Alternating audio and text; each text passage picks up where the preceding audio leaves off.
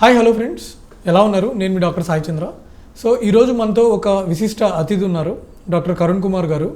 Sir senior consultant హిమటాలజిస్ట్ మరియు bone marrow transplantation physician అనమాట. Hi sir. నమస్తే సార్, ఇప్పుడు ఐటీపీ గురించి సార్, ఐటీపీ అంటే ఏంటి, ఎందుకు వస్తుంది, అంటే కారణాలు ఏంటి, దాని లక్షణాలు ఎలా ఉంటాయి, దాని ట్రీట్మెంట్ ఎలా ఉంటుంది? ఓకే. సో ఐటీపీ అంటే ఇమ్యూన్ థ్రాంబోసైటోపెనియా అంటాం. ఇంతకుముందు దీని పేరు ఇడియోపతిక్ థ్రాంబోసైటోపెనిక్ పర్పూరా అనేవాళ్ళు. అంటే ఇక్కడ ఇడియోపతిక్ అంటే ఎందుకు వచ్చిందో తెలియదు, థ్రాంబోసైటోపెనియా అంటే ప్లేటెట్ తగ్గడము, పర్ప్యూరా అంటే స్కిన్ మీద ప్యాచెస్ రావడం, ఎర్ర మచ్చలు రావడం. ఈ మూడు లక్షణాలు ఈ జబ్బులో ఉన్నాయని చెప్పి ఇడియోపతిక్ థ్రాంబోసైటోపెనిక్ పర్ప్యూరా అని పేరు పెట్టినారు, ఐటీపీ మొత్తం. తర్వాత చూసే అబ్జర్వేషన్లో ఎక్స్పీరియన్స్లో ఏమర్థమైందంటే చాలామంది పేషెంట్స్లో ప్లేటెట్స్ తగ్గినట్టే తెలియదు. సో చాలామందికి సిమ్టమ్సే ఉండవు. సో ఈ కారణంగా లేటెస్ట్గా ఏంటంటే ఆ పర్ప్యూర్ అనే వర్డ్ తీసేసినారు దాంట్లో. అర్థమైందా? ఇప్పుడు ఏం పెట్టారు సార్? ఐటీపీ ఇంకా అట్లే ఉంది నానుడు మొత్తం, కానీ పేరు ఇడియోపతిక్ థ్రాంబోసైటోపెనిక్ పర్ప్యూరా పేరు వెళ్ళిపోయి ఇమ్యూన్ థ్రాంబోసైటోపెనియా అని పెట్టినారు. ఇది రీజన్. సెకండ్ రీజన్ ఇడియోపతిక్ అనే దాంట్లో కారణం తెలియదు అని. దాని మీనింగ్ ఏంటంటే కారణం తెలియదు ఎందుకు వస్తుంది అనేది. సో బట్ రీసెర్చ్ ఎక్స్పీరియన్స్ అంతా ఏం చెప్పిందంటే ఇది మన ఇమ్యూన్ సిస్టమ్, మన వ్యాధి నిరోధక వ్యవస్థ ఏదైతే ఉంటుందో అది ఓవర్ యాక్టివేట్ అయిపోయి, ఇంకా వేరే రకంగా చెప్పాలంటే కన్ఫ్యూజ్ అయిపోయి, ఈ క్రిముల్ని పట్టుకొని చంపాల్సింది మన ప్లేట్లెట్నే పట్టుకొని అటాక్ చేసి చంపేస్తుంది. అంటే ఏమి ప్లేట్లెట్ తగ్గడానికి కారణం ఏంటి? ఇక్కడ మన ఇమ్యూన్ సిస్టమ్, అంటే మన వ్యాధి నిరోధక వ్యవస్థ. సో ఈ ఇమ్యూన్ సిస్టమ్ ప్లేట్లెట్ని పట్టుకొని వెళ్ళి స్ప్లీన్లో చంపేస్తుంది. Okay sir. అందుకే స్ప్లీన్ రిమూవల్ సర్జరీస్లో ఈ జబ్బులో ఏమైనా పాత్ర ఉందనుకుంటే సో ఆ ప్యాథోజెన్సిస్ వల్లే ఈ ఇమ్యూన్ సిస్టమ్ ప్లేట్లెట్ని అటాక్ చేసి యాంటీబాడీస్ ద్వారా తీసుకెళ్ళి స్ప్లీన్లో చంపేస్తుంది. సో ఇమ్యూన్ సిస్టమ్ అటాక్ అయ్యే డిసీజ్ కాబట్టి ఇప్పుడు ఇమ్యూన్ థ్రాంబోసైటోపెనియా పేరు మారిపోయింది. ఇడియోపతిక్ థ్రాంబోసైటోపెనిక్ పర్ప్యూరా కాదు, స్టిల్ ఐటీపీ బట్ ఇమ్యూన్ థ్రాంబోసైటోపెనియా. దీని లక్షణాలు సార్? ఇప్పుడు నార్మల్ ప్లేటెట్ సంఖ్య 150,000 నుండి 4 లక్షల వరకు ఉంటుంది. సో 150,000 కంటే తగ్గినప్పుడు థ్రాంబోసైటోపెనియా లో ప్లేటెట్ అంటాం. ఇప్పుడు ఎప్పుడు సిమ్టమ్స్ స్టార్ట్ అవుతాయి ఐటీపీలో? ఇలా జనరల్గా ప్లేటెట్ ఎప్పుడు తగ్గినప్పుడు స్టార్ట్ అవుతాయి అంటే సాధారణంగా 30,000 కంటే తగ్గినప్పుడే లక్షణాలు బయటపడతాయి. మన బాడీలో ప్లేటెట్ సంబంధించిన ఫ్లెక్సిబిలిటీ చాలా మంచిగా ఉంది. సో అందుకనే 30,000 టచ్ అయినప్పుడే సిమ్టమ్స్ కనపడతాయి. 30 నుంచి పైన ఉన్నంత వరకు కూడా ఎటువంటి లక్షణాలు కనపడవు. కొన్నిసార్లు 30,000-50,000 మధ్యలో ఉన్నప్పుడు ఏమైనా దెబ్బ తగిలినప్పుడు బ్లీడింగ్ అయ్యే ఛాన్స్ ఉంటుంది. బ్లడ్ థిన్నర్స్ వాడే పేషెంట్లో 50,000కి 60,000 కూడా కొన్నిసార్లు బ్లీడింగ్ సిమ్టమ్స్ రావచ్చు. ఇద్దరిని వదిలేస్తే 30,000 కంటే లోపల ఉన్నప్పుడే ప్లేటెట్ లక్షణాలు బయటపడతాయి. ముఖ్యంగా ప్లేటెట్స్ తగ్గినప్పుడు ఫస్ట్ ఎర్ర మచ్చలు రావడము, లేదంటే కాయిన్ షేప్ మచ్చలు రావడము, ఎకిమోటిక్ ప్యాచెస్ అంటాం. సో ఈ 2 రకాలు ఉంటాయి. సో ఇంకా తగ్గుకుంటూ వచ్చినప్పుడు నోస్ బ్లీడింగ్ అవ్వడము, చిగులలో బ్లీడింగ్ అవ్వడము, మోషన్ యూరిన్లో బ్లడ్ రావడం. ఇంకా బాగా తగ్గినప్పుడు కొన్నిసార్లు డేంజరస్గా బ్రెయిన్లో బ్లీడింగ్ అయిపోయే ఛాన్స్ కూడా ఉంటుంది. ఇది జనరల్గా ప్లేటెట్ తగ్గినప్పుడు జరిగే ట్రెండ్. ఐటీపీలో కూడా ఈ సిమ్టమ్సే ఉంటాయి. కాకపోతే ఐటీపీలో బ్లీడింగ్ అయ్యే ఛాన్స్ కొద్దిగా తక్కువ ఉంటుంది వీళ్ళలో. ఇప్పుడు ఇది చెప్పిన కట్ ఆఫ్ 30,000, 20,000, 10,000, కొంతమంది 5,000 పెట్టుకొని మంచిగా తిరుగుతూ ఉంటారు, అసలు ఉన్నట్టు కూడా తెలియదు. ఇట్లాంటి పేషెంట్స్ కూడా ఉన్నారు. సార్ ఇక డయాగ్నోసిస్ గురించి సార్, డయాగ్నోస్ ఎలా చేస్తాం? సో ఐటీపీ డయాగ్నోస్ చేయడానికి స్పెసిఫిక్ టెస్ట్ అంటే ఏం లేదు. సో ఐటీపీలో ప్లేటెట్ సంఖ్య మాత్రమే తగ్గుతుంది. సో వేరే లక్షణాలు ఏముండవు. సో ఇక్కడ ఏంటంటే కాకపోతే ప్లేటెట్ తగ్గడానికి అనేక కారణాలు ఉన్నాయి కదా. సో అవి ఉన్నాయా లేవా మనం చూసుకోవాలి. సో అంటే ఇప్పుడు ఇన్ఫెక్షన్స్ ఉన్నాయా, లేకపోతే హెచ్ఐవి, తర్వాత లివర్ ప్రాబ్లం ఏమైనా ఉందా, ఇవన్నీ చూసుకోవాలి. సో వీళ్ళల్లో ఇంకోటి ఏం చూడాలంటే ప్లేటెట్ మాత్రమే తగ్గిందా, లేకపోతే హీమోగ్లోబిన్ తెల్ల కణాల్లో కూడా మార్పులు ఉన్నాయని చూసుకోవాలి. సో హీమోగ్లోబిన్ తెల్ల కణాల్లో కూడా మార్పులు ఉంటే ఐటీపీ కాదు, సో వేరే జబ్బు అయి ఉండొచ్చు. సో ఇలాగా ప్లేటెట్ తగ్గడానికి కారణాలు వీళ్ళు రూల్ అవుట్ చేసుకోవాలి. రూల్ అవుట్ చేసుకున్న తర్వాత ఏ కారణాలు లేవు, ప్లేటెట్ సంఖ్య మాత్రమే తగ్గింది, పేషెంట్కి ఏ సిమ్టమ్స్ లేవు, అంటే ప్లేటెట్ తగ్గి వచ్చిన సిమ్టమ్స్ కాకుండా వేరే సిమ్టమ్స్ ఏం లేవు అన్నప్పుడు ఐటీపీగా నిర్ధారించవచ్చు. సో ఇక్కడ bone marrow role important. So bone marrow ఎప్పుడు చేయాలా ఈ పేషెంట్లో? మరి ఐటీపీ అని డిసైడ్ చేయాలంటే బోన్ మ్యారో ఖచ్చితంగా చేయాలా అనే క్వశ్చన్ చాలామందికి. బోన్ మ్యారో అనేది ఈజీ ప్రొసీజర్ కాదు, పెయిన్తో కూడిన ప్రొసీజర్. కొన్ని చోట్ల అయితే చాలా దారుణంగా పెయిన్ ఉంటుంది. పేషెంట్ సెకండ్ టైం దాని గురించి మాట్లాడడానికి భయపడతారు. కానీ అది చాలా సింపుల్ ప్రొసీజరు. ఎక్స్పీరియన్స్ సెంటర్లో చేసుకుంటే చాలా పెయిన్ చాలా తక్కువ ఉంటుంది, ఈజీగా అవుతుంది. సో ఈ బోన్ మ్యారో చేయాలా లేదా అనే క్వశ్చన్ మాట్లాడితే ఐటీపీలో బోన్ మ్యారో చేయాల్సిన అవసరం లేదు, ఎస్పెషల్లీ యంగ్ పీపుల్లో. సో బోన్ మ్యారో చేయాల్సిన అవసరం లేదు. సో ప్లేటెట్ తగ్గిన కారణాలు మనం చెక్ చేసుకొని ఐటీపీ నిర్ధారిస్తే సరిపోతుంది. సో కాకపోతే కొంతమందిలో చిన్న పిల్లల్లో తర్వాత వృద్ధుల్లో. సో వీళ్ళిద్దరిలో కొద్దిగా జాగ్రత్తగా ఉండాలి. సో వీళ్ళల్లో ప్లేటెడ్ తగ్గడానికి వేరే కారణాలు ఉండే అవకాశం ఉంది. అంటే బోన్ మ్యారోకి సంబంధించిన ప్రాబ్లమ్స్, అంటే 50 ఏళ్ళు 60 ఏళ్ళు పైబడిన వాళ్ళల్లో సో వేరే బోన్ మ్యారోకి సంబంధించిన కారణాలు ఉండొచ్చు. వాళ్ళల్లో బోన్ మ్యారో టెస్ట్ అవసరమైతే చేసుకోవాలి. చిన్నపిల్లల్లో కొద్దిగా ప్రత్యేకం, ఎందుకంటే చిన్నపిల్లల్లో ప్లేటెడ్ తగ్గినప్పుడు ఈ బోన్ మ్యారో ఫెయిల్యూర్ సిండ్రోమ్స్ అనే ఒక కేటగిరీ ఉంది. అంటే వీళ్ళలో ప్లేటెడ్ సంఖ్య కాకుండా హీమోగ్లోబిన్, తెల్ల కణాల ఉత్పత్తి, ఓవరాల్గా ఉత్పత్తి తగ్గే జబ్బులు కొన్ని ఉన్నాయి. అవి ఉండడానికి అవకాశం ఉంది. సో వాటి గురించి ఆలోచించాలి, వాటిని ఖచ్చితంగా రూల్ అవుట్ చేసుకోవాలి. సో పిల్లల్లో అవసరమైతే బోన్ మ్యారో చేసుకోవాల్సి వస్తుంది. చిన్నపిల్లలు వదిలేసి, వృద్ధులను వదిలేసి, మధ్య వయస్కులు, యంగ్ పీపుల్ తీసుకుంటే వాళ్ళలో బోన్ మ్యారో అవసరం లేదు. ఒకవేళ వాళ్ళలో జ్వరం రావడము, గడ్డలు ఉండడము, బరువు తగ్గడము, కొన్ని ఏటిపికల్ సైన్స్ అంటాం, సిమ్టమ్స్ అంటాం, అంటే ప్లేటెడ్ తగ్గే లక్షణాలు కాకుండా వేరే లక్షణాలు ఉన్నప్పుడు ఖచ్చితంగా బోన్ మ్యారో అవసరం అవుతుంది. రొటీన్గా బోన్ మ్యారో టెస్ట్ ఐటీపీలో చేయాల్సిన అవసరం లేదు. ఓకే, దీని ట్రీట్మెంట్ ఎలా ఉంటుంది సార్? సో ఐటీపీ ఇప్పుడు ట్రీట్మెంట్ దీనిలో 2 రకాలుగా ఉంటుంది. ఇప్పుడు డిసీజ్ ఎందుకు వస్తుంది, ఎట్లా వస్తుంది అనే దానిపైనే మెడిసిన్స్ అన్నీ బేస్ అయి ఉంటాయి. సో ఇప్పుడు ఇమ్యూన్ సిస్టమ్ ఓవర్ యాక్టివేట్ అయ్యి కన్ఫ్యూజ్ అయ్యి ప్లేటెడ్ని చంపేస్తుంది కదా. ఇక్కడ ఏం చేయాలంటే మెడిసిన్స్తో ఇమ్యూన్ సిస్టమ్ని రెగ్యులేట్ చేయాలి. అంటే వ్యాధి నిరోధక వ్యవస్థని ఒక దారిలోకి తీసుకొని రావాలి. సో దీంట్లో ఫస్ట్ వాడే మెడిసిన్స్ స్టీరాయిడ్స్ అంటాం. సో స్టీరాయిడ్స్ మరి డేంజరస్ కదా, స్టీరాయిడ్స్ వల్ల చాలా ప్రాబ్లమ్స్ ఉన్నాయి కదా అంటే, but still first line therapy స్టీరాయిడ్సే ఉన్నాయి. స్టీరాయిడ్స్ చాలా వండర్ఫుల్ డ్రగ్స్. కరెక్ట్ డోస్లో వాడితే, తక్కువ కాలం వాడితే. సో అవే ఎక్కువ డోసు ఎక్కువ కాలం వాడినామంటే విషం అయిపోతుంది. ఐటీపీ జబ్బేమో కానీ స్టెరాయిడ్ సైడ్ ఎఫెక్ట్సే ఎక్కువైపోతాయి పేషెంట్కి. సో కాబట్టి స్టెరాయిడ్స్ అనేవి ఫస్ట్ లైన్ డ్రగ్, మంచి medicines. Course 4 to 6 weeks.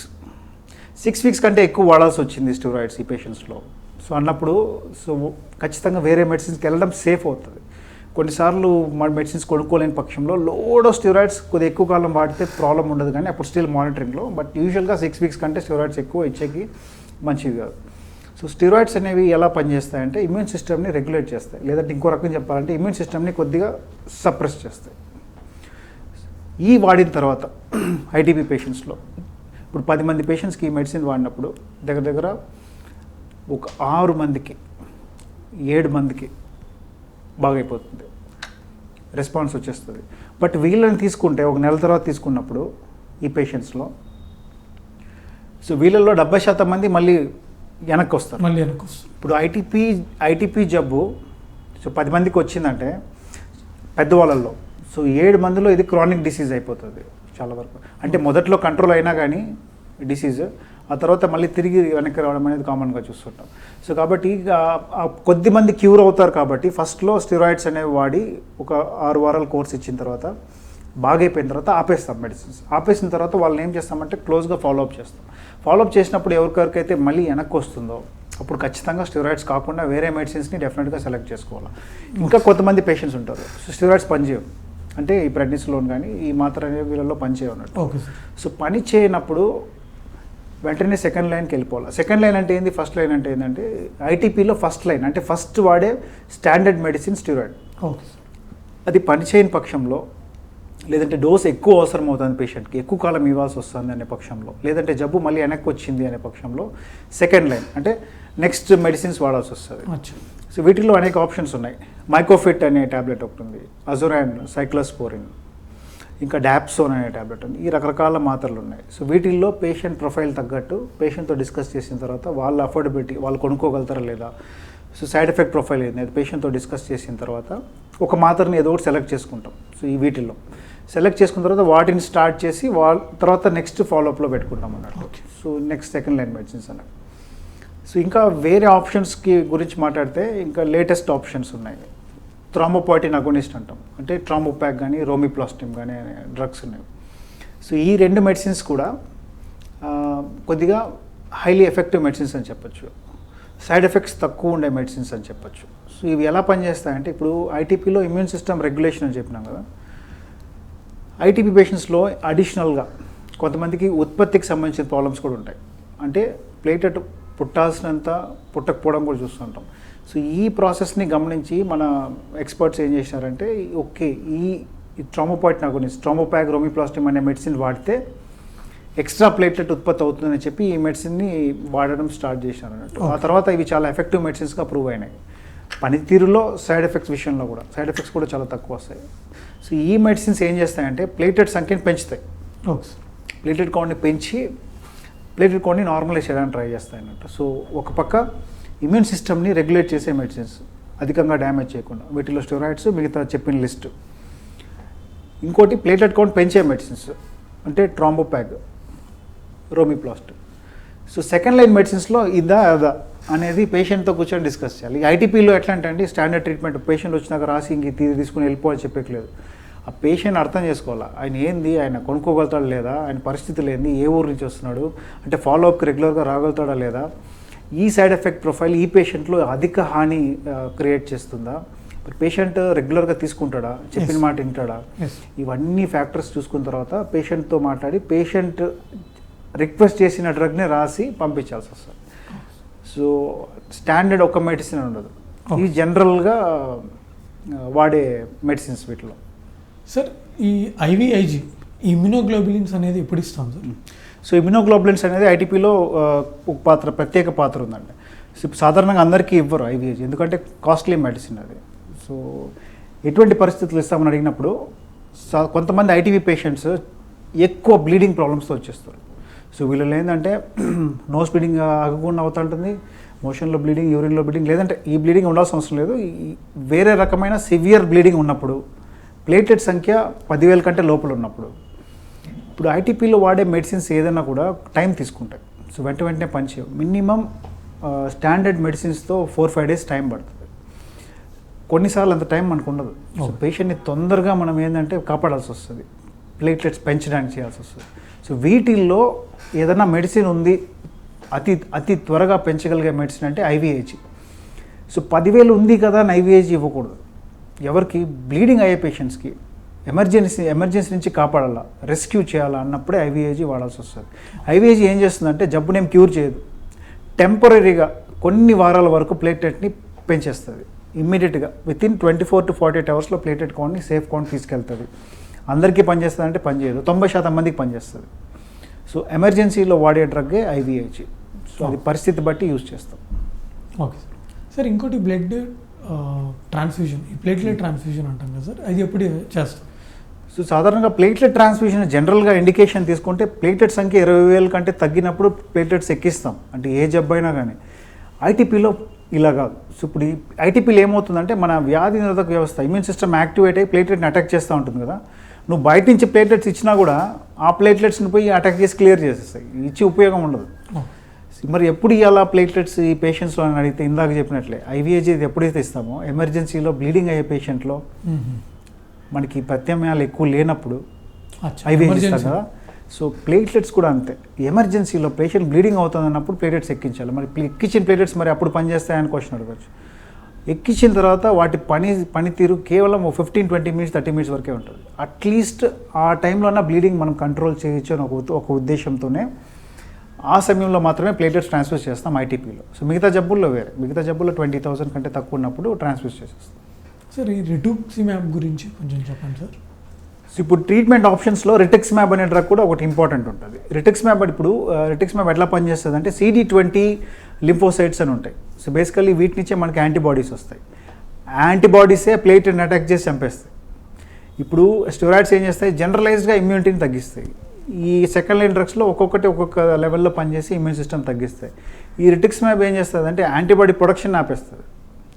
Okay. So antibody produce అవ్వడమే ఆపేస్తుంది. దానివల్ల ఏమవుతుంది, యాంటీబాడీసే లేవనుకోండి ప్లేట్లెట్ ఎక్కడ అటాక్ అవుతాయి, అటాక్ అవ్వవు కదా. సో అందువల్ల ప్లేటెట్స్ పెరగడానికి చూస్తాం. బట్ ఇది వెంటనే రెస్పాన్స్ రాదు. బట్ ఇది ఫస్ట్ లైన్ వాడేకి లేదు.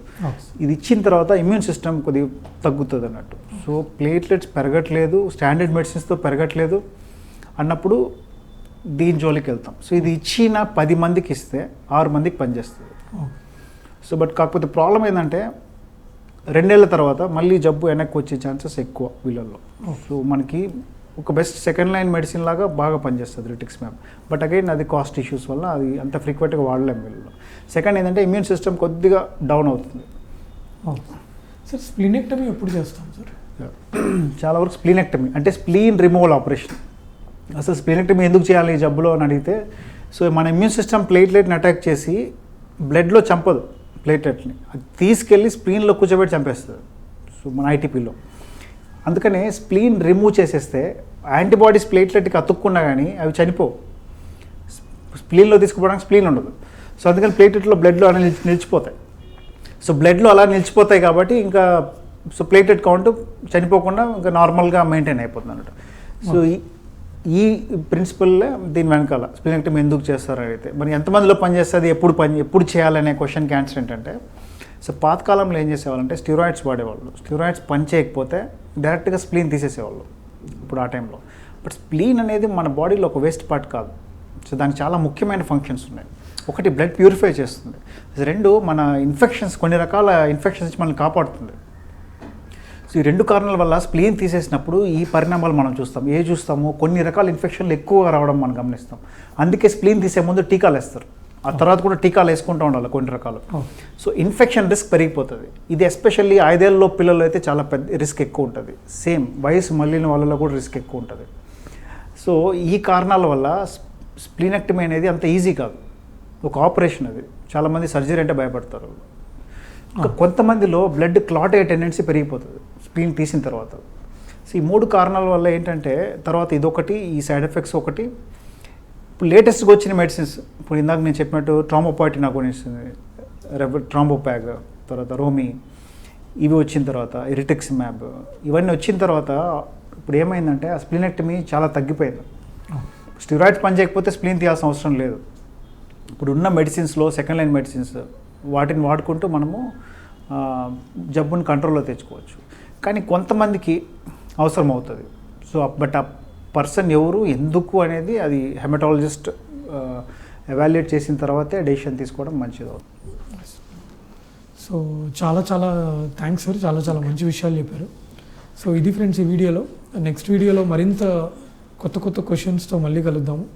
ఈ వీడియో కనుక మీకు నచ్చినట్టయితే మీ ఫ్రెండ్స్ అండ్ ఫ్యామిలీకి తప్పకుండా షేర్ చేయండి, వాళ్ళకు కూడా చాలా హెల్ప్ అవుతుంది. సో వన్స్ అగైన్ చాలా థ్యాంక్స్ సార్. Okay, thanks.